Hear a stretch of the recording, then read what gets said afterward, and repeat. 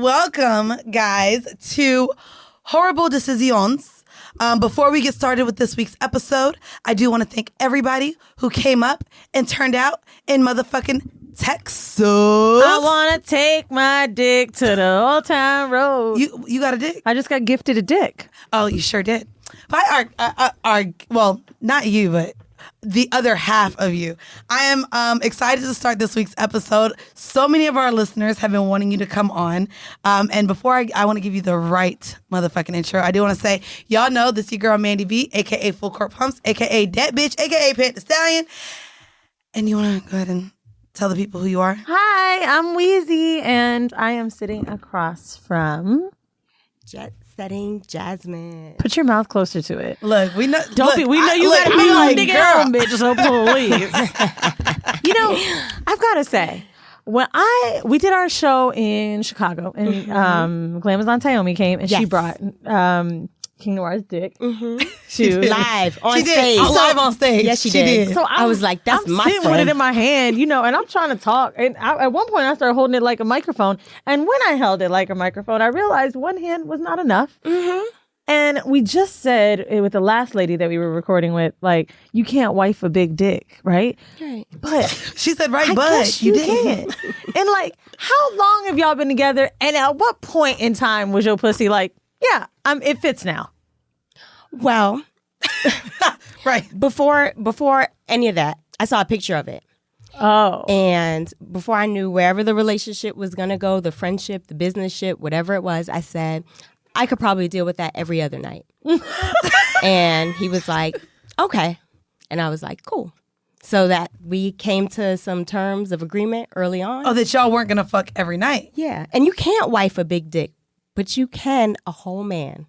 So, yeah. Say that. Yeah. You have to take a whole comprehensive man. So that way you don't have to focus on... He is a great man. No, Yeah. he is. Everyone just- loves when he comes on how he It's speaks. so easy and he to can fall turn in you on, love I'm sure with you who were he is. talking. And just, Yeah, he can. I think another thing that's so great too is like, when you think of, I don't know if you guys call each other porn stars or what verbiage you use, but like I consider King Noir a porn star. I do too. And I guess when I think of a male porn star, especially like a dom like that, you just don't expect him to be so sweet. I know that's a very simple word for him, but when he said like, oh, as long as it doesn't hurt kids or women or animals, like, all right, cool. That's right. And it was just so simple. And I've repeated that so many times because I was like, wow, like I don't find a way to like wrap it up. Like sometimes when it comes to sexual kinks and fetishes. And I'm just so grateful that he's been on our show and that our listeners like loved him so much. And especially male listeners. Yes. Yeah. Because his energy, although dominant and mask, was just like, hey, I want to help you too.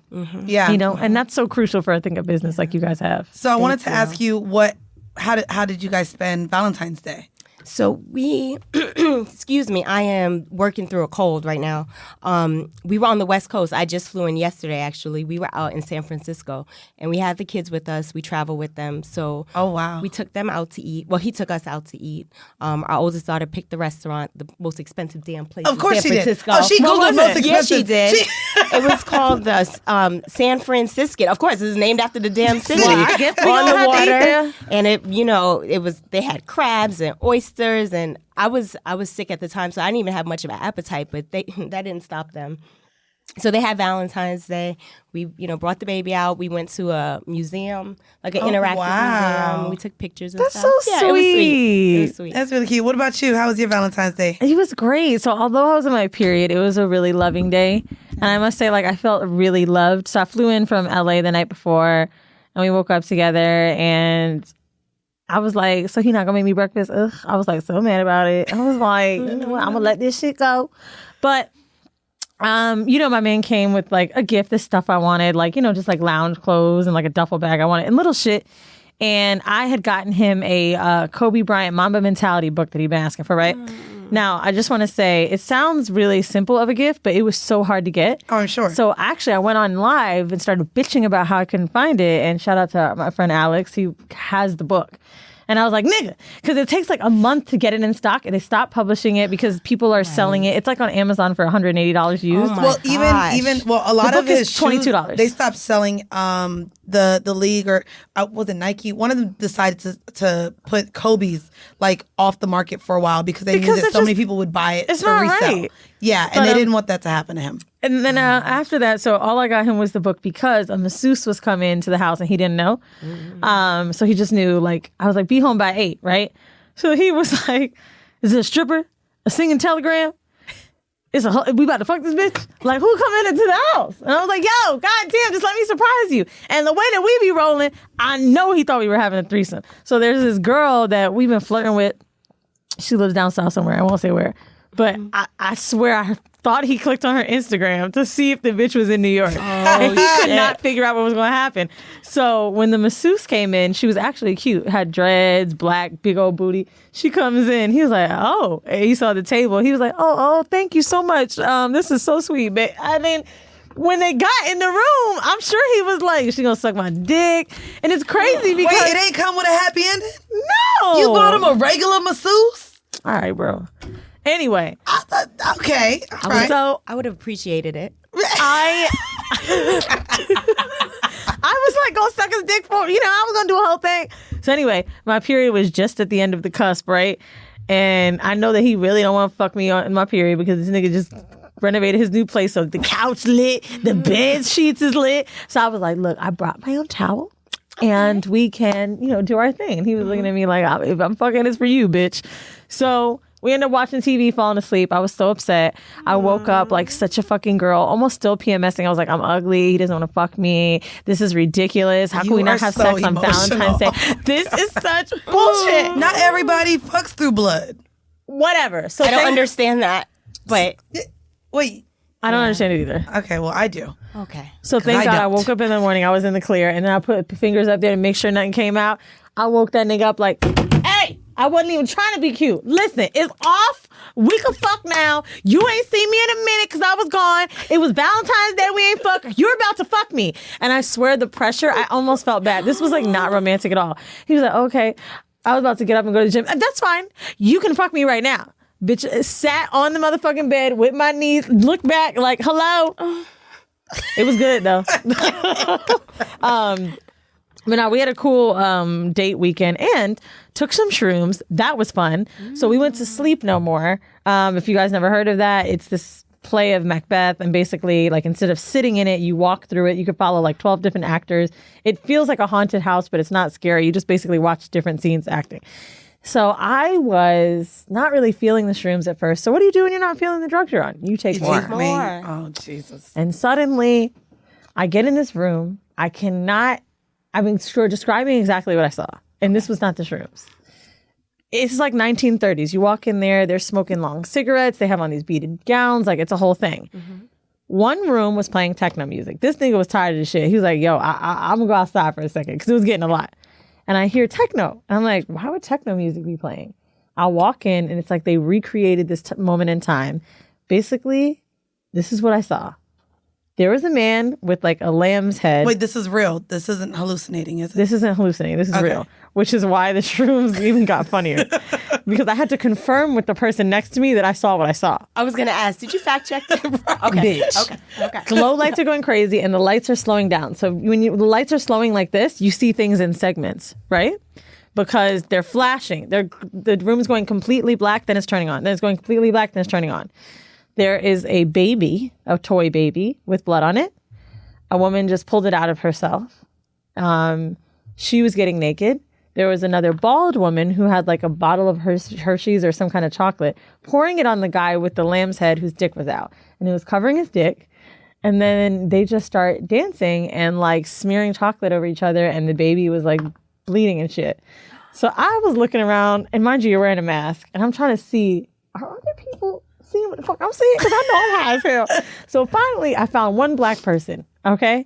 And I didn't know if he was black or not, but the hair was protruding through the mask. And I was like, oh, that's it.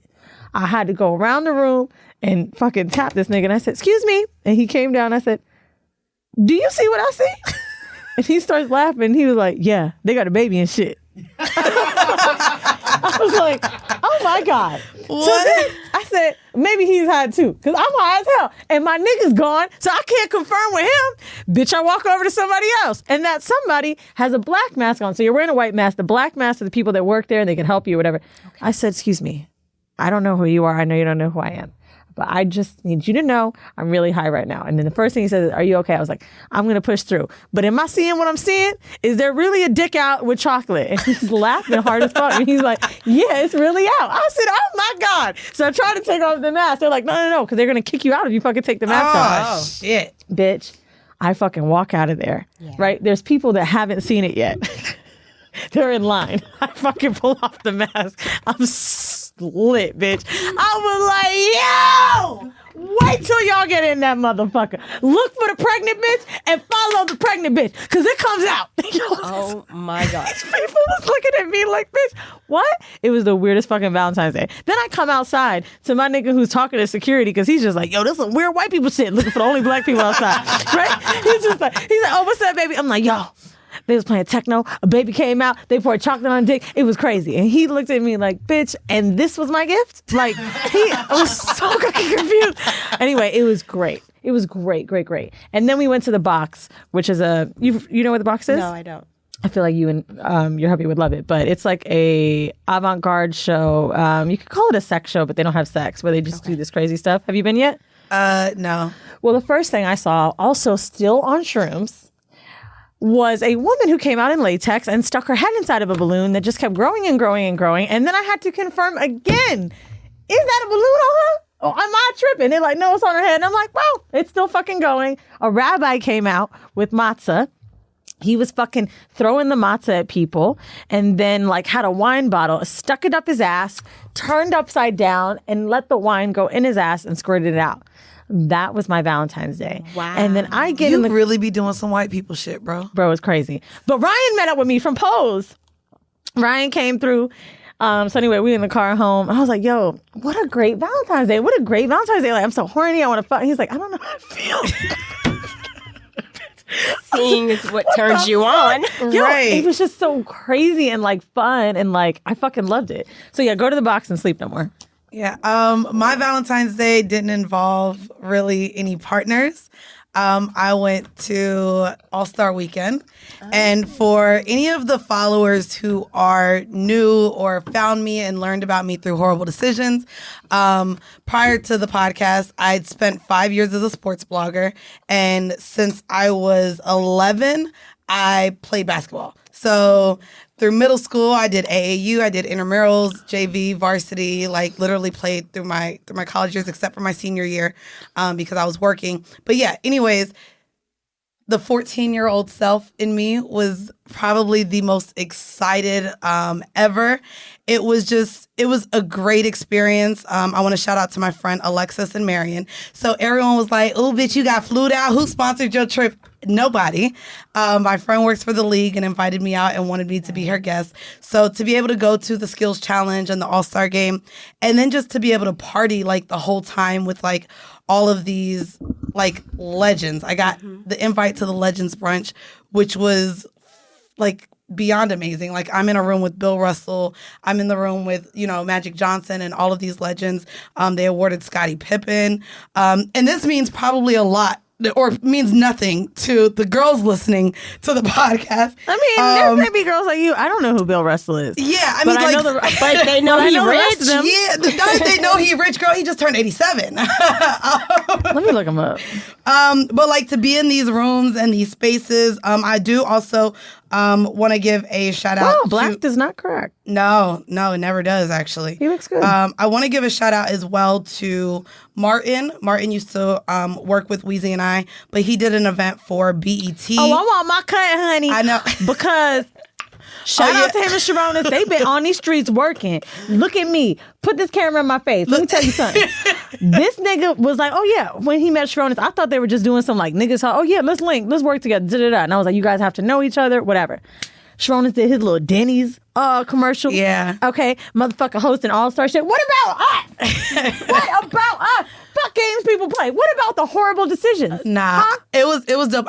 He reached out to me to come because they did have like a podcast set up with Martell and BET.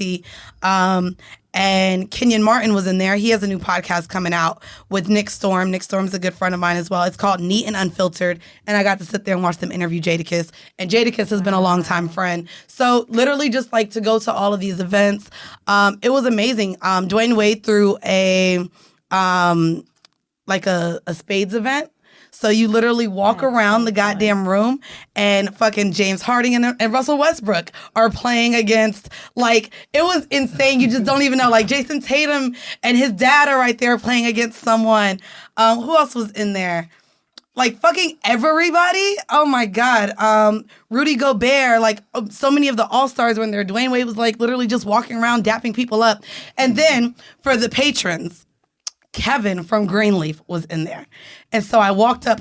That's why I was excited to go and walk up to. I didn't Isn't even it hold funny you. how TV shows get you, Bro, like... so mind you, like, I like James Harden, Russell Westbrook. Like, I know the athletes. Like, I used to be in that space. I've been to the ESPY Awards, like, met a lot of these guys already. But me and my friend, B, she's like, bitch, that's Kevin. Like, he keep walking around. He got little dimples. So I walk up to him, and I'm just like, Kevin from Greenleaf, I really enjoy you on the show. Mind you, for whatever reason, he let me know that he's nothing like the Kevin that he portrays, because he is kind of like a fuck nigga on the show who cheats on Charity with a man and isn't comfortable with his sexuality. But he was super dope to see him. I literally did a whole Greenleaf episode on Patreon. So it was dope to see him in there. That was amazing. And honestly, yeah, it was literally the most amazing All-Star experience I could have ever asked for. I've been to All-Star. This is maybe my 4th All-Star I've been to, and I feel like it should be my last since I'm turning 30 this year. I'm like, ooh, bitch, can I really still say I'm going to All-Star and be excited about it? Why? But if it was set up this, because, I mean, even like the followers are just like, oh, what you going to All-Star for? I did get I'm dick. gonna be real with you. But I think that All-Star is definitely one of the weekends where you could go for a long time, only because people that go to Super Bowl weekend shit very rarely go to the game. But All-Star has so many events, right? yeah, but you can't get into, even me and Benson were talking about it. These events, like, if you not plugged up, you're not getting into none of these events. You got to go to the club. And they're raping, like, regular people at the clubs. Like, the events I went to, if you weren't on any sort of publicist list or knew these brands, you're not getting into the door to these open bar events. It's it's hard as fuck. Yeah, but I'm saying, like, you could get into an event, so why not You say you're plug going? now. Oh, I can't. Yeah, That's why But I fuck like, with people that do, like, Fashion Week. If you're fucking plugged into Fashion Right. Week, why aren't you, like... Shit, I totally fucking get it. Like, going to shows, that is such a staple thing in the Yeah. world. Much like All-Star. Like, Yeah. why not fucking go to Fashion Week forever? I think we have a thing where All-Star Weekend is associated with whole shit, which, true, but, like, you can still fucking like other shit about it. Yeah, and I think for me being someone who like grew up watching basketball, like literally I had Slam magazine covers like on my wall. East Bay, I used to order all that shit and order my sneakers from East Bay back when that shit came out. Are you familiar? Okay, so I like, don't know what that is, but I know what demo is. no you, look at You remember that? look at Eddie. Eddie just put his goddamn head back. They ain't have shoes. I mean, they had shoes, but baby fat. So You not getting baby fat out of East you Bay. know, Oh wait, no, East basketball. Bay may have had baby fat, but I don't I don't know. know. I don't know. Maybe Russell Simmons bought some ads in that hole. I don't know. I don't know, bitch. Because that was that magazine, okay? But look how happy it makes you. No, Why I was wouldn't so you happy. go? Like, you don't understand. Like, literally, like, I was, like, looking at my friend, and I'm like, I'm trying not to cry right now with you, but, like, it was, like, one of my best, like, that I've had in a long time. And it was, like, my wheelhouse. But being with Horrible Decisions, like, I've been completely like taken out of the sports space. Like, I don't really talk about sports as much anymore.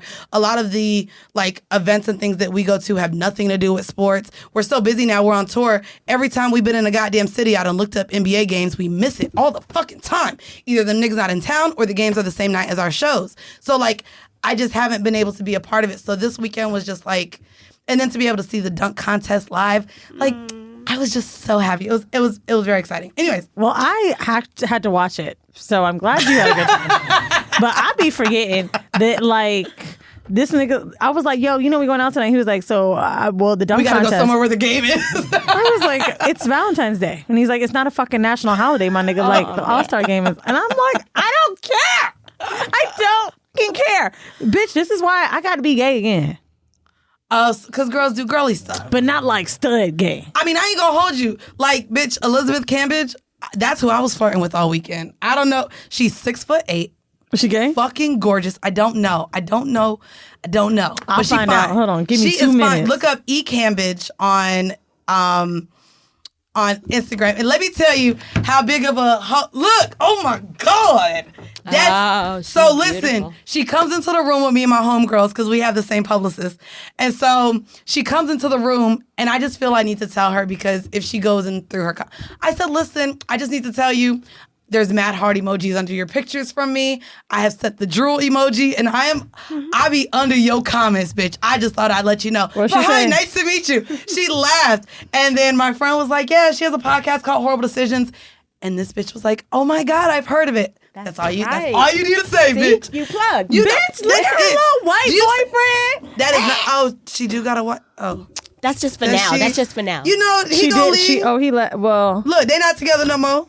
Maybe that's her brother, bitch. Alex Lee. I don't know. Why you gotta have to do that to her, huh? You know what I mean? She just liked to fucking rain on my parade. I'm over here happy she knew about the podcast. She was smiling with me. What's an AFL player? Like American Football League? Oh, American. No, that's NFL. Oh, I'm dumb. I mean, so what's AFL? No, what? Yeah, there's AFL and NFL. Wait, there's that means he ain't got no money. Wow, bitch, he ate you up, sis. What is that? So is that arena ball?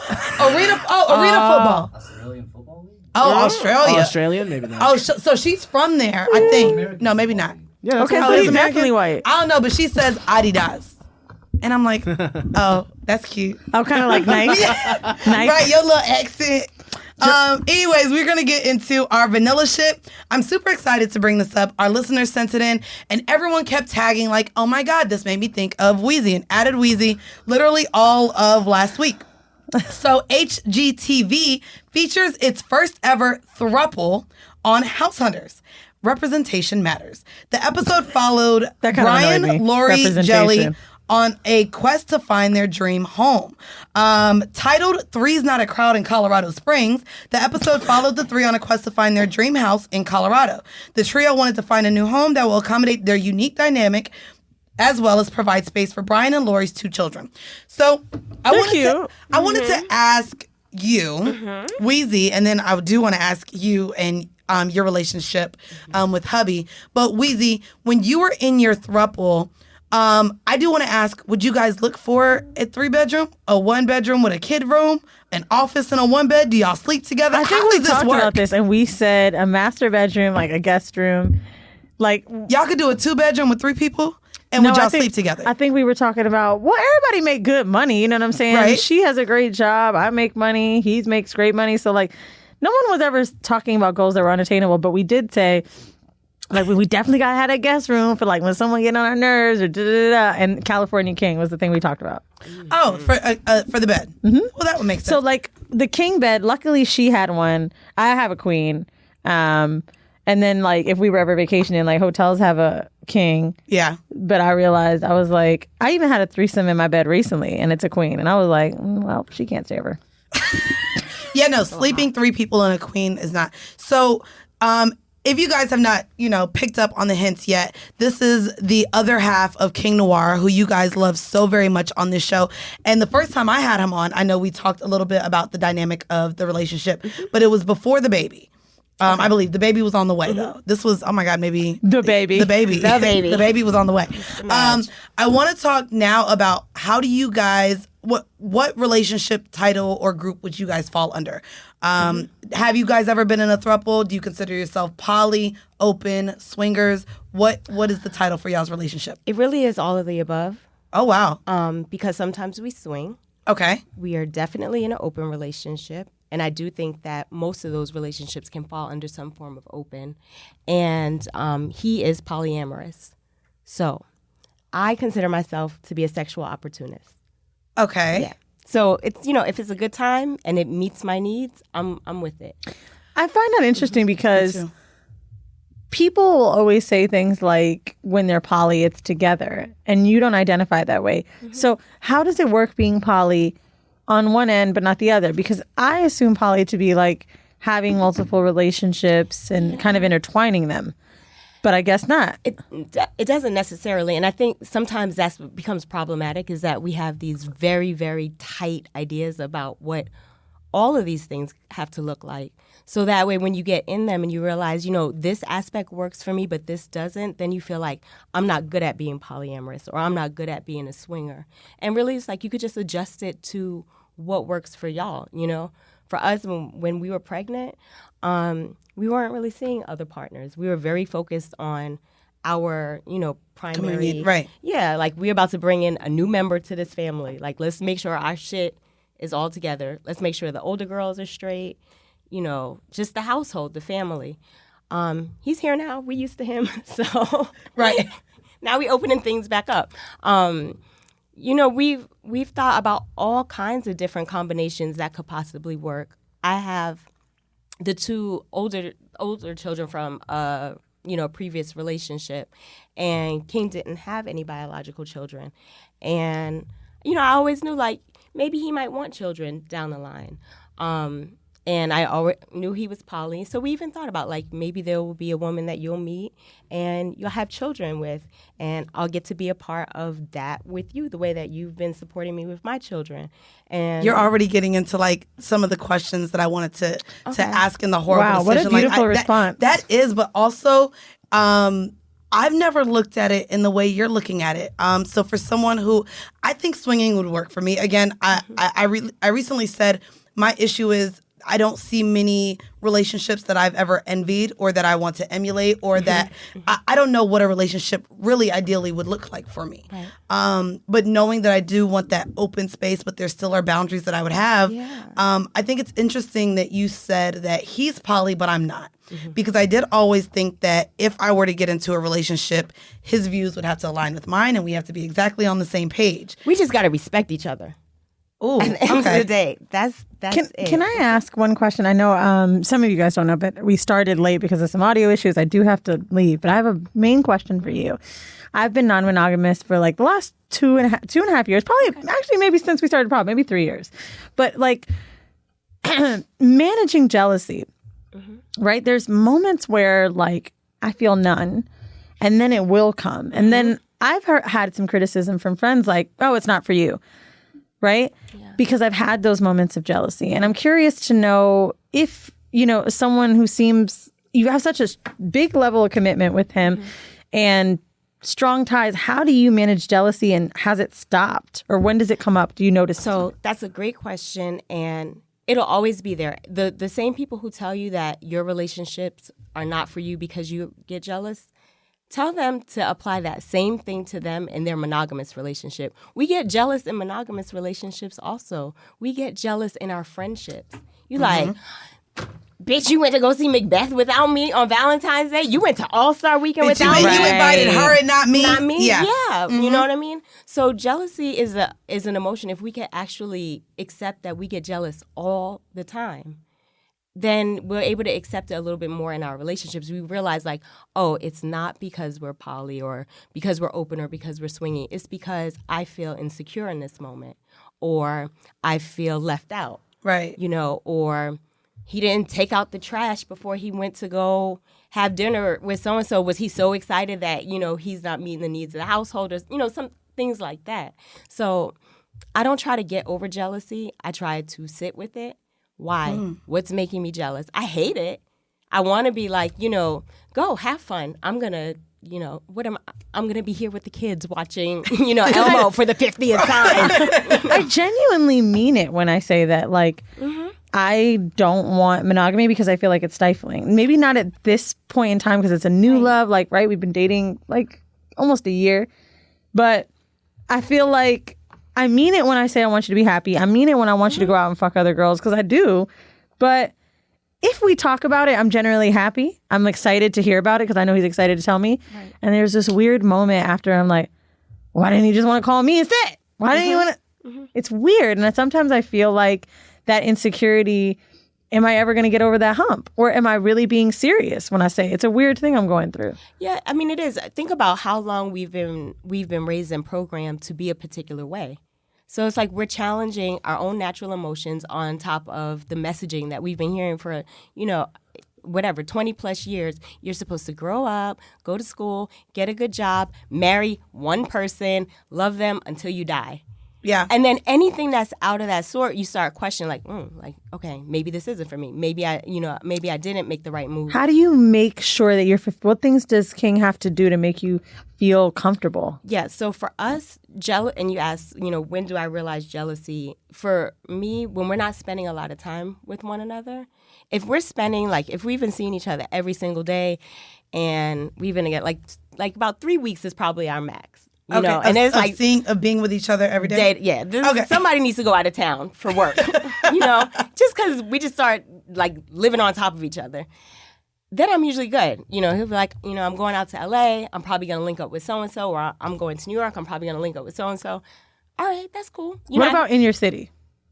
It would be nice if we could find someone to date in our city, but things are a little different because of the type of work that we do, and because we have a family in our household, and they go to school in our community, so it's a little bit difficult to date in our community. But for the most part, he's gone on a couple dates locally, and it's fine. But it's when we've been away from each other for 2 or 3 weeks, and now you go, okay, you about to come home in a week. What you mean you're going on a date? You can't just wait until you get home, So it really has a lot to do with how much time we're spending with each other. Other things is how I feel about myself. I know when my self-esteem for, that week before your period. Right. The PMS stage. Yeah. I act up. I have it there. Yeah. I don't want nobody around me normally. I don't even want company. I get just real agitated. I literally just want to be by myself. Even with my friends, they'll know during that time of week. But even if I'm dating, I'll be not today. Just don't. See, I should be more like that. I should say I need space. Right. But instead I'm but where are you? I need you. Right. So sometimes, it's just that. It's me being aware of where I'm at in my life, what's going on with me, and then articulating what I need from him. So my question to you, a lot of our audience is also trying to find what works for them relationship-wise. We've had a ton of letters writing in saying that their partner doesn't please them, but they don't want to cheat. What y'all are doing and the way that your relationship is set up, you don't view any of his other partners as him cheating because you guys are open with it, correct? No, as long as we share with each other, our intentions. Right. We finally got to a point where it's if it's not going to lead to anything serious, I don't need to know about every single person you flirting with. Okay, that's too agreed. Much. We also have a don't let me be the last person in the room to know. Don't have me walk up in horrible decisions and then find out. Right. No. No. Oh, because I see. I don't know how you handle that, sis. Literally, everything. But I'm really big with. I don't want anyone on the podcast that I've had relations with. Weezy and I have gone back and forth with that quite a few times because she wants to bring her exes on and talk across with them. And I'm just well, I won't be here. I don't want to involve myself in whatever turmoil she's had with her partners. We also had an issue with Lover Girl. Were you around during Lover Girl? She threatened to sue us, child. Whole lot of fucking bullshit. But I just know that once you take it there, emotions are just more. And so anyone who has been on the podcast, I have a nigga right now that I'm talking to. He's when I'm going to be on the podcast, I said, we done already fucked. Guess you're not coming on. I said, nigga, you can't come on now. We done already had sex. You can't fuck your way on the show? No, you can't fuck your way on the show. Not with me. Not going to happen. See, I'm here on my own merit. I ain't going to hold you. That's why I wanted your dinner on the show. And now, nope, let me keep him off of it, actually. Because I'm still trying to shoot my shot over there, goddamn. No, I'm very big with not mixing business and pleasure. It's why for all of the things that I do behind the scenes with Whoreible Decisions, anyone that we've ever done work with, I want people to see me. I'm very stern, very strong, very mean. I even have to tell the people that I work with sometimes, I'm sorry if I'm coming off a certain way, but I don't ever want to mix. No. So yeah, nope, never did that. Don't worry. No, you're not walking into a room and don't know anything. No worries at all. But that's something for us. It's huge. It's huge. And we've actually had the conversation as far as if you smashed a friend. Letting your your partner know as much as it may be uncomfortable to let him know before the friend lets him know. Absolutely. So at what I guess, did you grow up in the kink space to where this was comfortable for you? How did you know that this is how you wanted to have a relationship? Again, some of our listeners are in their 30s and just now realizing like maybe monogamy isn't for me. What conversation did you have to have with yourself, and how did you open your mind into the kink space the way that you have? Okay. So I was raised a good Catholic girl. Oh, and all right, in the church. First generation from the Philippines and Panama. Grew up right in the 40s projects of Far Rockaway, Queens. Okay. Moved down to Miami with those same good values. Oh, Miami turned you out. Okay, say less. No. It was when I got around 29, 30 years old. Okay, which is I remember going to drop my daughter off at school, and somebody was like, "Hi, Monty's mom," and I was like, "What? Like that's my name now?" you didn't like that, huh? You were like, that's I lost not cool. my identity. Holy shit! I became somebody's mom as my first name, and I don't know why, but that kind of is set off something in me. Like, what do you like to do? Wow. Who are you? Right. You know? I don't remember having done anything in like at that point 10 years that was really based on something that I thought was like interesting, cool, or exciting for me. There was a lot of building of and raising children that was happening, but there was no really like personal development. At that same time, I was doing a radio show, The Emotion Picture, with my brother, who's still supporting me even here tonight. And we were asking each other really crazy questions based on the topics. And like it what? was like things about polyamory and threesomes and all these different sexual and relationship experiences and questions. And it was challenging me to really like, have you lived yet? Right. And why are you so conservative? Who put this in your head? So the conversation that I really did have with myself is, who gave you these messages? And like when you start looking at the people as an adult, right? When you start looking at the people who put things that you live by in your head, and you see how them motherfuckers are living today. No, it's like that's who I'm listening to, and why I can't do that anymore. Agreed. Because either I'm gonna turn out like them, or I just can't. Like this is not a model. This is not a model citizen even for me. Right. And I want to say not even that monogamy is a bad thing. No, not at all. But I know that with the conversations that I've had on this show, the people that I'm meeting being more in this space, a lot of the people that are in monogamous relationships, I find to be not only not truthful to their partners, but not truthful to themselves. Because just the ideals around monogamy are that it's one person, one love, you have sex with one person. Even looking at someone else is considered, what is it? Not lust. When you covet. Yeah, and so everything about everyone that I know to be in monogamous relationships spend more time defending their relationship than actually having it. Or they're constantly looking for something for the person to be doing something wrong, because as we know, nobody is perfect. Right. And so it's like there's more time spent on seeing, what is that person doing when I'm not around? Let me go through his phone. Let me go through the laptop. Let me see this person in a lie, because all people lie. He can't be this perfect. And so like in the conversations, everything you've said has been so beautiful. When King Noir came in here and spoke on your relationship and how you guys grow in the communication and just the respect for each other. I'm glad that we could have these conversations for our audience, specifically for people of color who often grow up in the church. And right now we're having, just all the backlash, even just with the Dwayne Wade situation with, Zaya, I think is what she wants to be called, like coming out and just saying, I want to be identified as a girl daddy. That is how I live my life, and just seeing how many people are uncomfortable with it. Yeah. So I wanted to we have a segment on the show called a hors d'oeuvre. The hors d'oeuvre is a sex tip. And to me, I know that you probably have a ton because you guys do fetish training. And I wanted to talk to you King Noir talked a little bit about what he does. I know he specializes in flogging. I've seen you as well with the flogging. But could you give some sex tips that you give during your fetish training, and also explain to us what your role is in the fetish training? Because you guys do it together sometimes, I see as well. Do. Yes. We do. So can you get into to that and your role as a woman, and what tips you give to women entering into those training sessions? Yes. So one of my favorite things to focus on is psychological domination. Oh. There's a lot of focus on like what tools should I use? What do all of these that can take you a while to learn, and to We went to a master. sex dungeon together. I don't know if he told you the last time he was here. And this sex dungeon, I'm waiting to get the master of the sex dungeon on the show. I saw her today. She Oh said my hi. God. Oh, good. I love her. Me too. I got her number, and we went to this, and it's so, and I'm going to let you get back, but I never got to share the sex dungeon experience.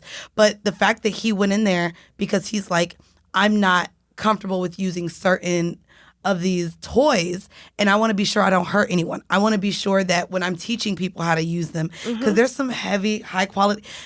They extended me on like this thing, and they put like leather straps around my thighs because, I'm a little thick. I was like, maybe not the ropes. We get the leather, get the harnesses that hold me up, baby. Said, hoist me up. Yeah, but it was just so incredible to see that even he takes the time to just learn, knowing that he's also a teacher. Absolutely. So I appreciated that as well. But yeah, it was super fun.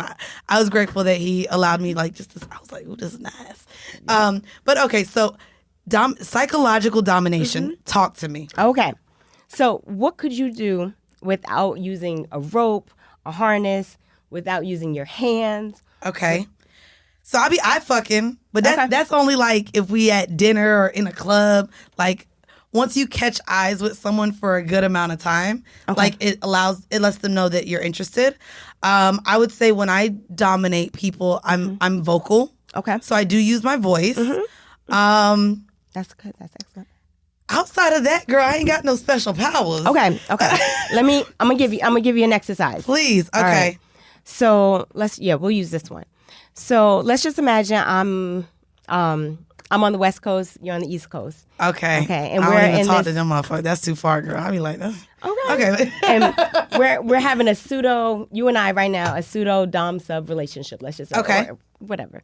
And I help my partners, my couples learn how to connect when they're not even with each other. Because a lot of times, people will say, we don't have time for foreplay. Right. Or, we work so much, we work these different shifts, or she lives here and I live there. And that's real. I mean, that's the world that we live in. Women aren't staying at home waiting for their husbands to come in. They're not Right. scheduling They're sex. working now. Yeah. Exactly. So how can you stay engaged? How can you add fetish play, kink, without even being able to see each other? So I do the little things like, go on FaceTime, middle of the day or something like that. Ask them how they're doing at work. It's like, oh, I'm doing okay. Cool. Maybe have a task for them. So what's something that you're working on right now? A project you've been procrastinating on. I have another podcast coming out. Okay. But as far, just scheduling to get into the studio. Okay.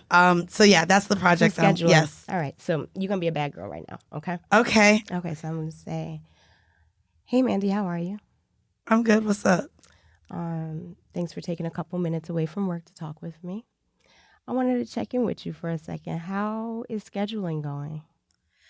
It's insane. I have the tour. I have all of these things going on. So are you telling me that you haven't done what you were supposed to do? Oh, see, this is already turning me on. Y'all hear this? Y'all hear this? No, but I'm going to get to it. Like Okay. That's okay.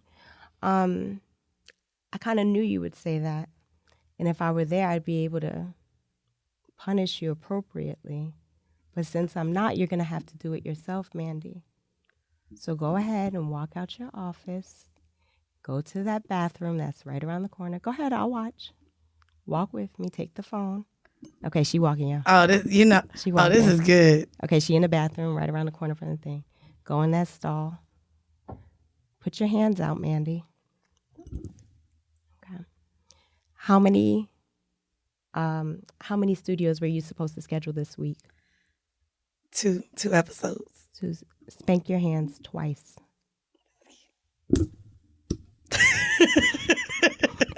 Now, I'll have you do a little harder than that. Yeah, no, I know. And I will also I just have got my nails done. I ain't want to break it. I got a show coming out. But something like that, and probably not your hands. Yeah, 'cause no, I know got this goes you. somewhere else. But pull your pants down. Go ahead and spank yourself twice. Do you for know me. what's crazy though? To think that I've done this.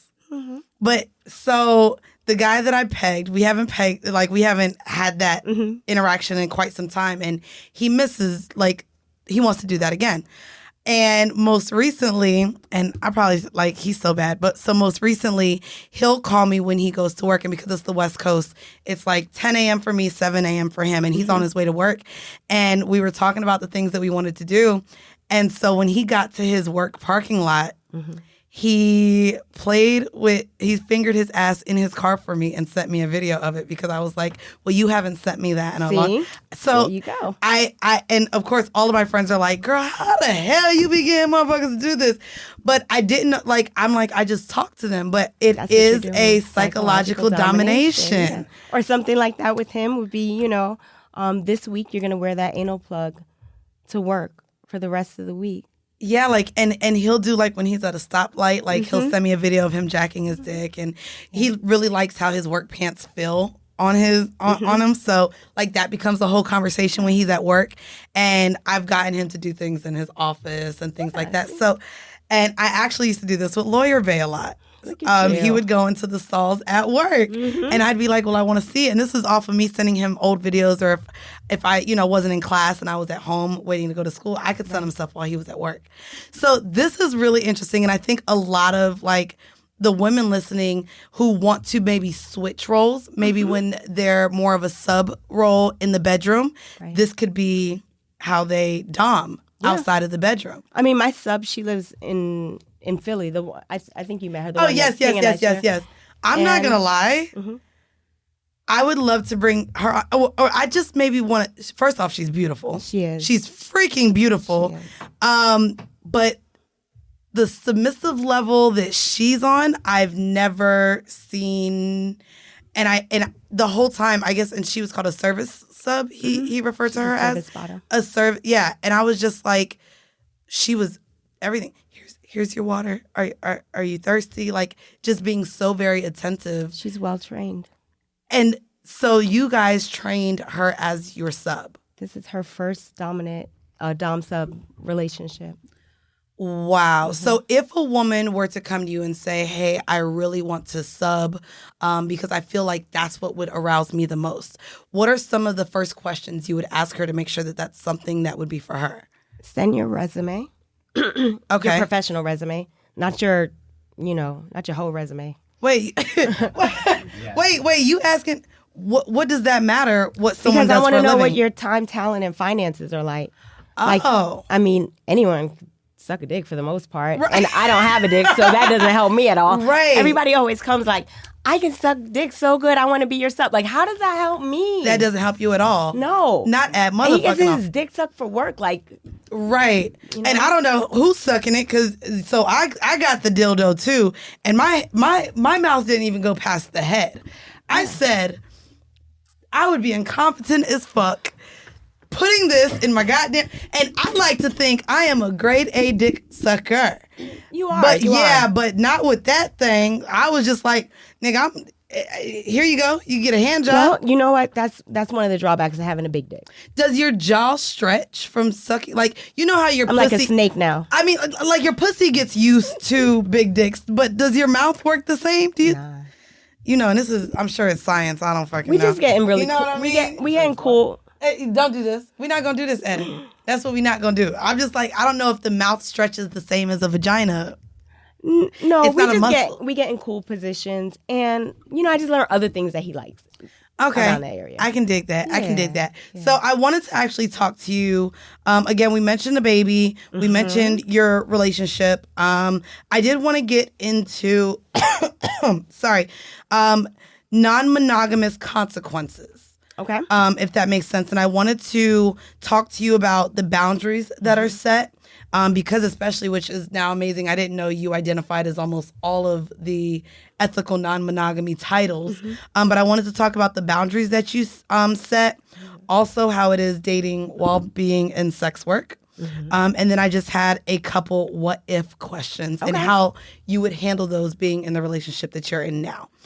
So I think you did mention some of the what are the boundaries, or do you set them? You guys seem really like respectable. Like, are there boundaries that are set in the relationships? The main thing is letting each other know. You know, there are some people that that he's either dated or wanted to date, and I've just been like, nah, don't do that, because like she's stepped to me sideways, or you know what I mean? Okay. Or, you know, like if you just didn't get a good vibe, or I realized like I don't really think that he cares for this person. It's like, why try to bring that person into, not necessarily into our relationship, but still like bringing someone into my life is still bringing someone into our life. You know? Right. So. It is important that whoever we deal with, not only that we communicate with each other, but that we are communicating with that other person, and they understand what our relationship is like. So there's no confusion, you know. So that's part of our responsibility as well. It's funny, we had this conversation as well, like, and this is probably after the first episode that he did, and I was like just questioning as well the dynamic and how it works, and maybe it's more so me wanting to feel in control, but I told him, I was like, I know Jasmine's your primary. I don't know if I could ever go into something knowing that I'm under another woman. Do the other women that deal with him, do you know if that's a feeling that you come first, really? Because I know a lot of women do want to feel like they're first. Yeah. But in that dynamic, and in a lot of these, there is a primary. Yeah, there is. And I think the best setup is when our secondary partner has their own primary partner. You know what I mean? I think that tends to work the best. Okay. Or if they are uniquely submissive, you know? Okay. So being or feeling second or whatever, anything but being in the primary doesn't have that same kind of pressure or, you know? Other than that, like for us, our boundaries change. Like we continuously talk about them. With the baby, it was a little bit different. Right. You know? When it came to work, it's like it's work. So I don't get to go like, well, you know, I'm going to pick who you're going to star with that company. Like, nah. But for our company, we handle that like a business decision. Right. It's not like, I don't want you fucking that girl because I feel jealous. It's like, nah, like, is this going to sell? Right. You know? Is it going to make us money? Right. That's all that matters. When it comes to work, it's just like, we make sure that person's not racist or talking reckless. Right. Then, you know, and they got a clean test or whatever. Of course. But other than that, we try really hard to keep it open and fluid, because when you have rules that are so rigid, you find yourself being like, I should have created a rule for that rule. I forgot. You know what I'm saying? That makes sense. And it hasn't always been easy. There have been times where I was like, well, I needed to know like a week before. And, you know. Right. Because, yeah, we even talk about that, like the rules and boundaries that you would even set in a threesome. Like, you know, you, like, and I can't remember the guest that we had on, but she remembered, or no, actually, it was me. I had a threesome with one of my friends and her partner, and I completely didn't have the conversation as if kissing was too much, and I didn't have the conversation with what really their boundaries were. And so I know that that's something for me, like that I would have, but also I know like right now, I don't know if I would want to know it all. To me, it's more so about like, you know, don't have a baby, don't like, you know, don't bring nothing back to me. Don't have a woman also questioning my position with you. So I wanted to ask, I have 3 questions. You already kind of mentioned, again, I wanted to bring up, this is something recent. So the rapper DaBaby and his baby mom are currently expecting a child. However, she just went on a complete posting screenshots and everything else because she found out that he is expecting another baby with another woman. However, when their relationship, like when we all started finding out who she was, she did do an interview and was like, me and him are single, but that's still my boo. So I wanted to talk about even the I guess, lack of communication or ideal that we are someone's primary, what we expect from them. But we know that titles suck. Yeah. But so that made me come to this question. So how would you handle being in the non-monogamous relationship that you are in? How would you handle King coming to you and saying, hey, I got someone else pregnant, especially after you two just now started a new family together? What would that conversation be like? And is there a way to prevent that from happening? Oh, yeah, there's a way. There's a motherfucking way. Outside of condoms, but like, well, you know, I think about that more often than people probably think because of the type of work that we do. Okay. You know, more than his personal sex. Okay. You know, I've dated him. I know what his personal sex is like. Right. He is very good about using protection. Okay. You know, so that's one. That's important. But the work that we do it's not protected most of the time. Right. So I do think like, and those girls aren't on birth control? Well, that's not a question that we generally ask. Okay. So porn performers usually do what they're supposed to do to protect protect themselves from becoming pregnant. Most are very responsible because this is our work. Right. You know, most people are not going to make money if they're constantly having babies. Right. So, but I do think, like, what if somebody forgot to take their pill, right? Right. You know, or what if she thought she was not able to have children and all of a sudden she can? And, you know, that would be a consequence of the work that we do. So that's not something that I could see myself being like, how did you not know? So you don't feel like it's a consequence as far as in your personal arrangement with like allowing him to date others? I mean, as long as what are condoms, what are 98%? Yeah, they're like, they're right. pretty. So there's a 2% chance, you know, right. I trust him to use a condom, right? And I also know that I can trust the condom to do its job up to a certain percentage. Right. So I think, you know, I would probably be upset because this isn't something that we plan.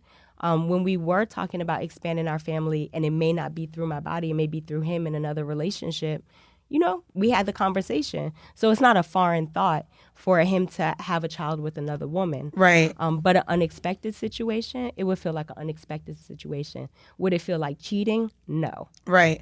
I know that that's also been not only with what happened with the baby, but Dwayne Wade just recently came out with a documentary where he and Gabrielle Union open up about the break baby that happened.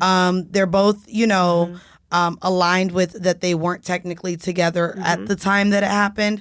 But I know, again, in this space, when you do allow your partner to go out and have other partners, that these are things that you hope doesn't happen. But I don't think we've had the conversation. And of course, I wish Weezy was here as well because, you know, I know that last episode or a few episodes ago, she was just like, well, I wasn't in town, so I told him go out and have fun. And so, but I just don't know how those conversations would be if you're letting him have this fun and then he brings that back home. Yeah. Another question that I had is how would you handle, or if it's a conversation about your partner telling you that he loves another woman?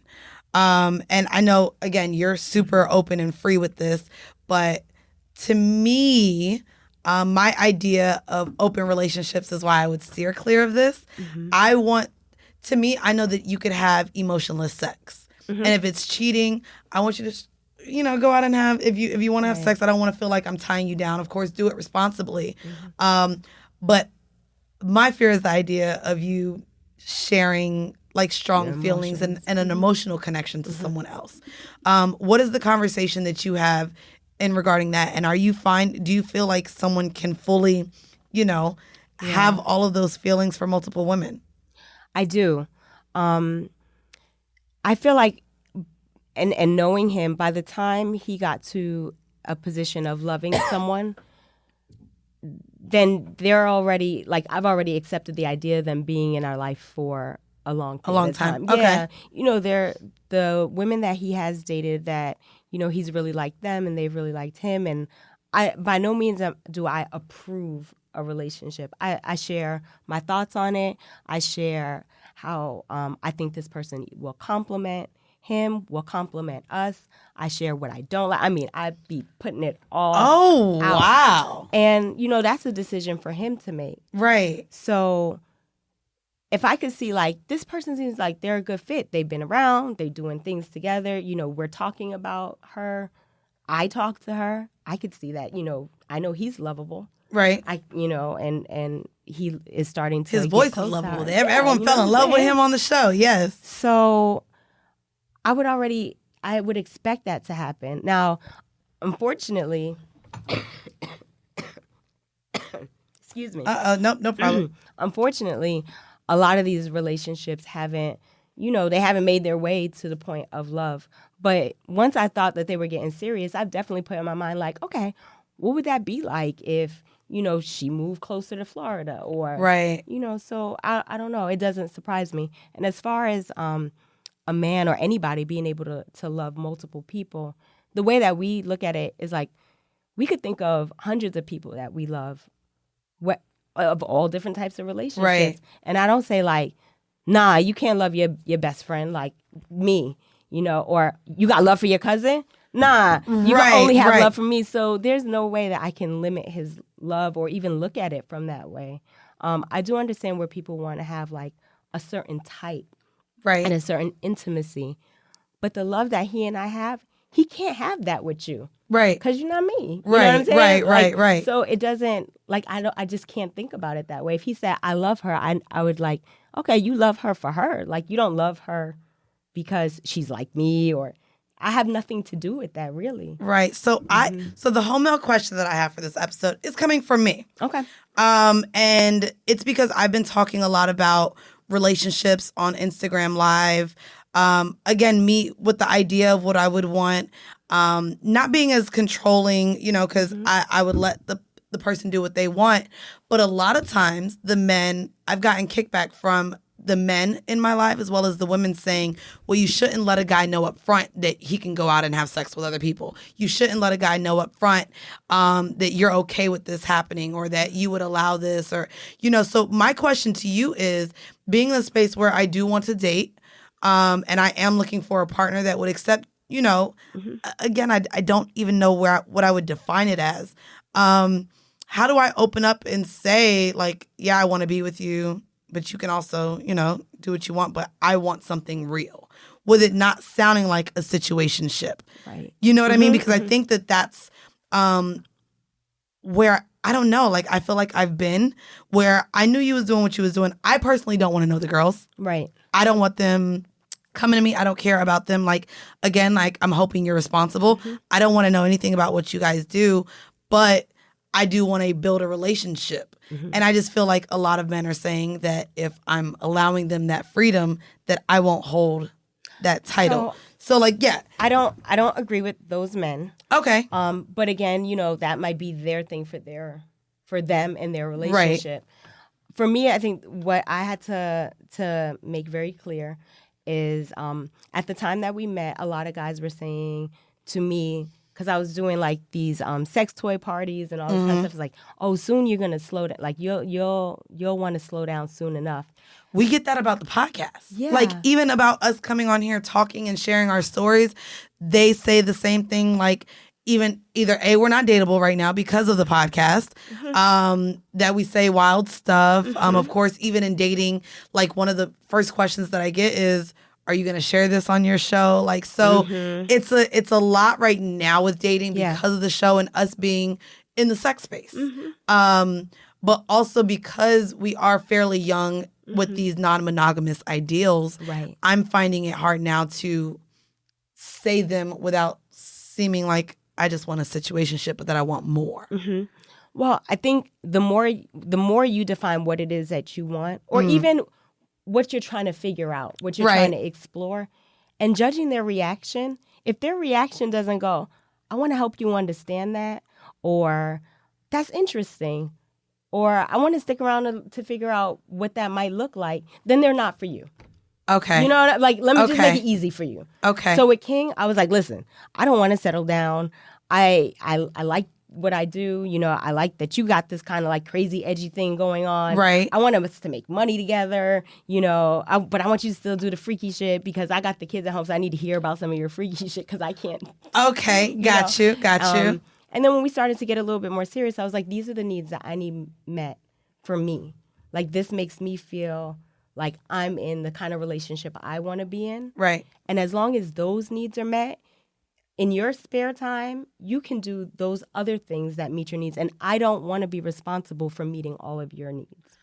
Oh. I do not. I like that. And he's okay. He has been okay with that. That has still been a main thing for us. He said that on the very first episode that I had of him, and he's and we had the conversation. He's like, because I think I started the episode with a Pretty Ricky song, and he was like, "What the fuck are you playing?" And so his example was like, if I'm with a partner or like my partner wants to go and see Pretty Ricky, that's not something that would make me happy, but I don't want to keep her from happiness. Right. So if she wants to go and enjoy Pretty Ricky with another guy, if I really love my partner, I want her to be happy. Why would I not let her go see the Pretty Ricky concert? Look, I know why you and King are friends. Yeah. Okay. I get it. He'll be like, oh, like I'm texting with Mandy, and I'm just like, thank God, because I don't care about All-Star Weekend in that way. No. I know. Look, I know you were like, girl, why are you still talking about this? I know our listeners were like, so this is a basketball podcast now. No, I'm happy about your level of excitement. You know what I'm saying? Yeah. But like y'all could talk about stats and basketball. Oh yeah, and bullshit. He sends music. Yes. He asks me like my thoughts on his scenes, especially too because he's had bigger women on his scenes. He's had just a lot of different things. Actually, shit, he's supposed to be letting me direct one. What, next week or something like that? Yeah. And so I'm like, I've never really held a camera, but I know the angles that I like enjoying. So he's like, yeah, we'll talk about like where we should, put the camera and stuff like that. But I just enjoy too. Like there's a lot of things that, I don't understand about what you guys' relationship is. And that's why like every time he's come on, I've asked questions of how it works. Hearing also from the woman's side, which is why everyone was like, y'all need Jasmine on the show. Why hasn't Jasmine been on the show? But I love that pretty much you're saying, which I think a lot of people listening have picked up on it too, is you know what your needs are and he meets those. Yes. And that's all you need for your relationship. And I think that that's what we seek people to normally be everything. That's too much. That's too fucking much. And it's also like not realistic. Yeah, that's why you're always looking to see like, right. Or wanting more because your goal is impossible. So look, let me tell you what else I outsource. Anal sex. I don't want to do that. I know you don't. I don't want to do that. I wouldn't want to do it with that either. No. I don't think it's possible to do it. He did say he's had anal sex before, and I said, how? Oh, plenty. How? What assholes are those taking in? Bro, like, so we're going to end up gifting this, and I'm not sure what live show yet. Only to somebody who can take it in their ass.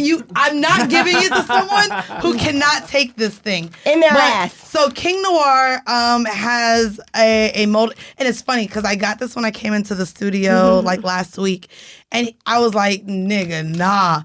And he sent it with his next to it, and I'm not going to lie, his looks bigger than this. Because he was hyped to send that picture. I'm just like, but even down to the veins. So guys, if y'all was like, I'm like, how does yours look bigger than this? I said, oh nah, bro. Like good riddance to all the bitches taking every that time dick. We've tried anal sex, we get like that much in, right? But in my mind, I'm way back here. And I'd be like, So and then I go, how did I do? He was like, yeah, it's about the tip. A little bit. I'm like, you know what? Fuck that. You go fuck somebody else. So the guy that I just had perpendicular sex with, I kept telling him, I was like, ooh, I want it in my butt. I want it in my butt. But y'all know, I have a joke that I only do anal once a quarter. Okay. But I haven't done anal because I cut 24/7 off. I cut him off in October. So it's been almost 6 months since I've had anal. So the last time I was with him, I was like, you can do it. And girl, it was not going. And it ain't half the size of this, but it's big. And it wouldn't get there. And we started with the toy. I had my butt plug, my toy, went through the whole motions. And he was like, I knew you wasn't going to be able to take it. He told me he wants to do it. Mm-hmm. He's only had anal sex one time in high school. Okay. And the girl bled. So he's like, I feel like I'm hurting. I just haven't wanted to try it. So I'm going to hopefully try it again. Maybe, I don't know, when I see him again. But yeah, no, not doing it. So you say, listen, King, if you want to have anal sex, Go. Yeah. Go. So, ladies, for y'all answering the questions or sending in the questions for home mail about your partners wanting to do threesomes or wanting to do things that you know you're not comfortable with, would you call it a hall pass? For maybe the people who are in these type of monogamous relationships. Because I do like, again, the idea of keeping your partner happy and not making them feel prisoner in their relationship. Right. Or within themselves. I mean, just let's think about it outside of sex. Because when we say sex, like all these extra things come about. Right. But, you know, if I don't like Chinese food. Okay. Okay? Okay. And he does. Okay. Imagine me being like, but I don't like Chinese food, so that's it. You can't eat Chinese food. You're right. For the rest of as long as we're together. As long as we're together, you gotta. That seems so unfair. But let me Y'all's tell analogies you are so good. because it really is, Right? you know, it really is how much emphasis and value we've placed on things that at the end of the day really don't hold that much weight. You know what I'm saying? Right. It's like, we're neither of each other's first sexual experience, and we're not going to be each other's last. Okay, boom. Now that that's out of the way, Right. let's like live this great life together. And that's That's kinda so how we amazing. put it. So there's a bunch of things. Like I have a male submissive that lets me put dicks in his ass, you know, Right. because I don't like it in mine, but I think that is pretty cool to peg. Right. King's not going to let me do that. He's very dominant. Like to where Yeah. even we've had conversations, I was like, oh yeah, you're not like none of the niggas I done ever. Like you too down for even watching the videos. Like he's so manly. Like everything manly Yeah. possible. So if I want to If be you with wanna be somebody that's dominant, a little bit, I'm not gonna get that out of him. So what if he said like, nah, you can not even you can never dom me, you can't dom anyone else. I would be like, okay, well that's a whole side of myself. I'll just go ahead and shut off until forever. Right. That sucks. It's not realistic. But also why so many people in these relationships are like, I'm going to go cheat. Right. And, you know, for all the fellas listening, y'all know we do it better. So just so you know, don't tell us no, because, and look, your brothers, you know we kind of cheat better, right? Like women are way better cheaters. We're more detail oriented, and 9 times out of 10, it will be to find what we are lacking in you. Especially the problem is a lot of times women will communicate what they want and a man just doesn't fold.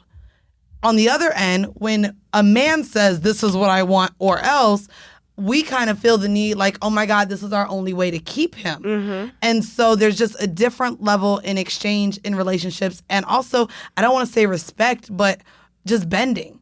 Like more programming, you Yeah, know, no, be you're nice, right. smile, put some That's makeup it. on, make him happy. Make The him some bullshit that he will still leave you for, still have a baby on you with, and She still gonna make cornbread too. you Whatever. know, and it's crazy the idea of, well, if I do this, he'll stay. If I do this, it'll keep him. And I think it's also funny, like, you know, we talk about Halle Berry getting cheated on, Beyonce probably being cheated on. Like, girl, if they getting cheated on, listen, I didn't want the Beehive to come and attack me, child. Oh yeah, well, you know, I don't want to just based on the lyrics. That's just all. Based off Lemonade, we're gonna say there was some feelings there. But like, if those women who we put at this high, you know, Right. Esteem can be cheated on and probably doing everything right, live up to things that maybe we don't even see. It Like, has you know, nothing to do with them. It has to do with that other person being able to respect the commitment they made. right? You know what I'm saying? Right. Like, we always look at the person that got cheated on. Like, what did you do wrong? Like, no, you didn't do anything wrong. The fucking cheater did something wrong. Right. You know? So y'all, what I tell you, don't come woman to woman to no woman. No. You better go to your man Or don't, and just question leave. him, or leave. But that's the thing too. If they're coming to another woman about their man, they're not gonna leave. That's They're very just true. they're just notifying the other woman, which just recently happened to me. And again, y'all heard the snippet from the bonus episode on the last episode. It was just like, girl, but you also know the man that you're with. And everything that you're telling me is pretty much what I said in that. Like, you know King, you know who you're with, you know what he likes, you know what you're capable of giving him as far as yourself. And you're not gonna try to be anyone different than that to fulfill anything else, and you're allowing him to be the person who he is. I really like everything you fucking said, and now I need to go find my lover, Thank my you. partner, my man. And I know you guys are listening to this episode probably questioning your relationship if it's not going well, questioning yourself as far as what you truly want and what will truly make you happy. Again, I'll be 30 this year. So it's also something to where I've been battling because, of course, we all still have this pressure with getting into our 30s. And I've been in situationships. I've been with lovers that I would claim as my exes. But as far as having a real, true adult relationship with a man where both of us communicated our titles with each other, that hasn't really been, there. So with me looking to have that within the next year or so. Nice. This conversation was everything I needed. I'm going to listen back to this episode and listen back to everything you said. But also, if anyone's into fetish training, seeing you live, perform, watch your videos, anything, can you please drop where everyone can find you? Yes. And we'll also put it in the description of this episode. Okay, cool. You can find everything at jetsettingjasmine.com. There you go. And boom, right there. And then also Jet Setting Jasmine on Instagram as well. Like socials will be there. You guys can see her. I'm sure if any of you guys listened, y'all see why you two are together, because the way you just literally just speak on almost your existence is the same as him sitting across from us, just speaking into the love that you guys have for each other. But I think you guys know yourselves more than a lot of people. And like I say, and I say this all the time before we get out of here, you can't expect anyone to give you happiness if you're not happy with yourself. You can't expect anyone to give you an orgasm if you don't know how to give yourself an orgasm. You can't expect anyone else to please you in ways and know you if you don't know yourself. And that's been a lot of what I've been dealing with myself recently. Just trying to figure out exactly what I want and how to tell a person, this is what makes me happy. You're going to take this podcast and you're going to send it to that person, this episode. Oh, God. And you're going to be like, listen from beginning to end. And if you could ride with what we talked about, or if you're even open to having a discussion about this episode, then let's meet for dinner. Yeah, I really like that. But also just, and again, I guess before we get out of here, can I ask you one more question? Of course. So a lot of the times, especially because I only do deal with Black men, but even in the kink space, going to hedonism, going to the sex clubs, I do find it still to be almost taboo for Black men to allow their partners to be with other men. So how was that conversation with King, and what advice would you give? Is that just not the nigga for me if he wouldn't allow me to also have another man, or how do you bring up that conversation? I definitely think that we have issues around ownership of our Black bodies, for sure. I think it's something that, other people, not white people in this country and across the world, have had ownership of our Black bodies. Right. And then that mentality has stuck. And then it's transferred its way into the leaders of our household having ownership of, and we see our Black men owning their moms, owning their daughters, their baby moms. Yeah, you know what I mean? And so on and so forth. So I do think that's a lot of work that we have to do to deconstruct that idea of ownership, especially of Black women's bodies. And I think it's important for women to understand that mentality exists. Okay. And it's not love. That ownership is not like, oh, he don't play with me like that. Like, no. Right. He's putting restrictions and limitations on you. So really ask yourself if this is something that's important to you and if it's something that you really want to do, then have a serious conversation. And not just babe, stop tripping. Like, no, really, I would really like to have sex with another partner. And, it kind of bothers me that we can't get past this. And if he's not willing to have that conversation, he is still operating from a colonized mentality that needs to be broken down far before y'all go to Hito. Right. You know, it's like you Far need before the trip to Jamaica, sis. There's, Got you. it needs to go. You need a deeper level of work there. Right. So I haven't had that experience with King, but I have dated someone that was like, yeah, we can have like all the threesomes all in the the world. threesomes, but only with women. Right. And it's just like, even as someone who's bisexual, I'll have threesomes from time to time, but that's not ideal. I would prefer a woman just with a woman and a man just with a man or multiple men maybe. But like, I like the anatomy of a woman just by itself and the intimacy that comes with being with a woman. And then it's completely different sexually that I have my interaction with men. And so I actually like to keep those separate. But as soon as they find out I like women, it's like, oh, we gonna have all the three. Oh, we gonna have women all the time. And I'm like, no, I don't really want to. You can have one. Like I was dealing with 24/7 for 7 years. We had two threesomes in 7 years. Okay.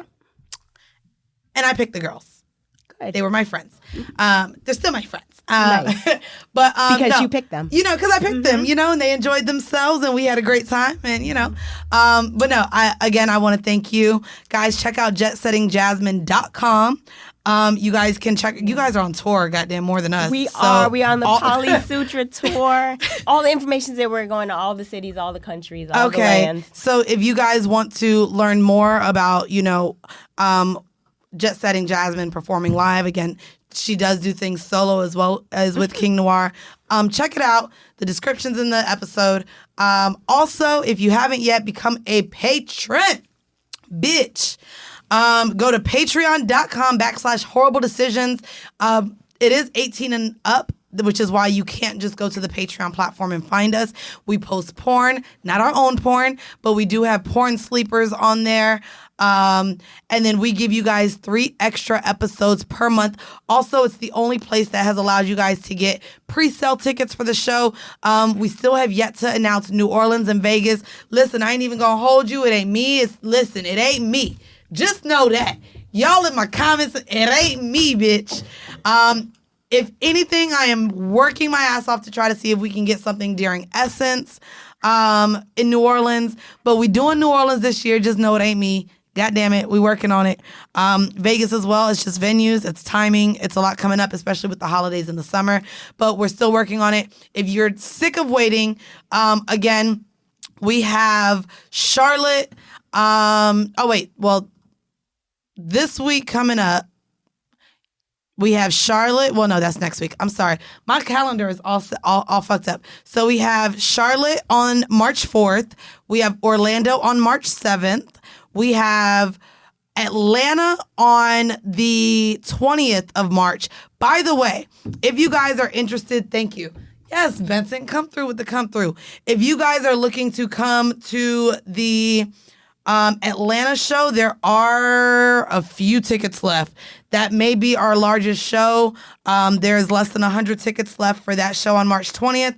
Then on March 27th, we'll be in Toronto. April 5th, we will be in the Bay area. And then we are wrapping it up right now in LA on April 9th. So come out, check us out. That's at whoreibledecisions.com. And yeah, y'all know, fuck with me. I got some new stuff coming out. Weezy has a lot of stuff coming out. I'm just excited that you guys have allowed us the space to bring on people like Jasmine to explain. And look, I'm learning with you guys. So again, I hope you guys enjoyed this week's episode. And again, this has been yet another episode of Whoreible Decisions. Bye. 6. Okay, let me read this slow. If you were able to live to the age of 90 and retained either the mind of a 30-year-old for the last 60 years of your life, the mind or body, which would you want? If you're 90 years old, you want the mind or the body of a 30-year-old? The body. Can you imagine how you'll sound? Bitch. She fine as fuck. Like, I don't care. Like, even when I was like in my early 20s, I always had an old soul. Niggas thought I was older all the time. I'm gonna pick the same. I'm my body, nigga. I'll be fucking at 90 still. 7. Do you have a secret hunch about how you'll die? I don't think about that. I think I'm gonna die on an airplane. I do not think about.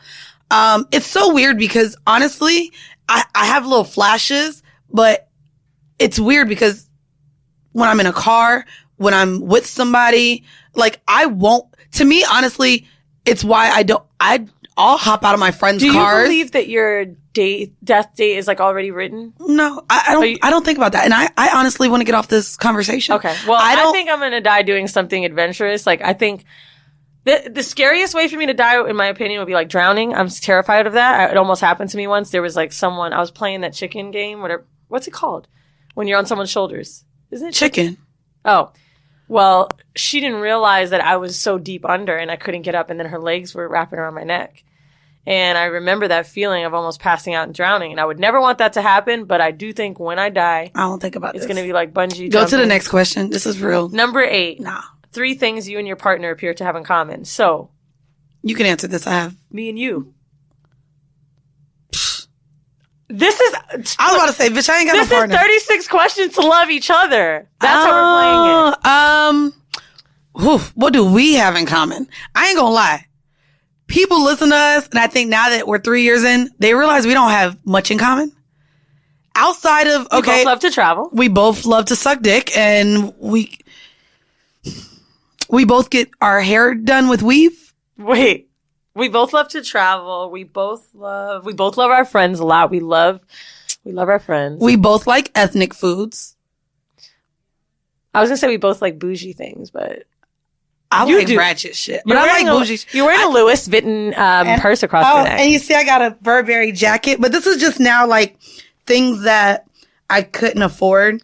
And I also used to, so the niggas that when I talk about sugar daddies and stuff like that, all of the men that I've dealt with are those that won't buy me. They would never buy me tangible things. They would buy me things for school. They would pay for my bills. They would do things for my livelihood, but they're not materialistic niggas.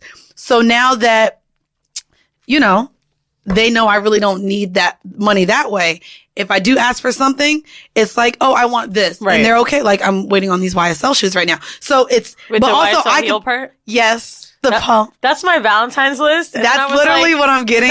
Well, it is crazy because so they have a boot version, an open toe version, the boot and a one's pump the one I version. So the boots are $1,700. And the other two are $995. So I was like, the boot is seasonal. Open toe is also seasonal because I said the pump I could wear year round. I would get more use out of a in pump. pumps well. Have you walked in those shoes, by the way? They're hard. Yeah, but see, even my I'll rock it. even my Louis Vuitton combat boots, they said are uncomfortable. Not I for me. asked for those, and Yeah, he those was are- like, "Listen, That's what I want. I know that you like shit like this, but that's kind of tacky." I was like, "It's not tacky." He's like, "Listen, it's not. too over the top." He's I like, don't care. No, it's not. Then- And you could dress it down, but you could then wear that I- with cargo pants. I was like, "I don't know why you feel like it's too much." He was like, "I think it's too showy." He was like, "I'll get you some wild SL shit, but it's not going to be all over it." And I'm like, "Then just buy me Steve Madden." I'm not gonna lie. Like, I'm one of those that didn't grow up with money. I don't have family members that have money. And to me, I don't believe in spending so much money on something. So I was talking to my homeboy about it. And I was like, if I'm going to buy some, the monogram is going to be on it because they going to know. If it costs $1,200, they going to know because they going to see it. I don't want just a black leather something. I felt like the No. YSL heel was tasteful and not that much. Yeah. And he's like, no. He was like, real niggas know when you have a certain kind of... I'm like, well, I don't know. I don't know bitches that walk down the street with... Well, actually... The YSL does have the very round front with a certain kind of thing. But anyway. Nah, bro. Okay. 9 is for what in your life do you feel most grateful? 10, if you could change anything about you were raised, what would it be? 11. Take 4 minutes and tell your partner your life story in as much detail as possible. I think that's a good one too. If you could wake up tomorrow morning having gained one quality or ability, what would it be?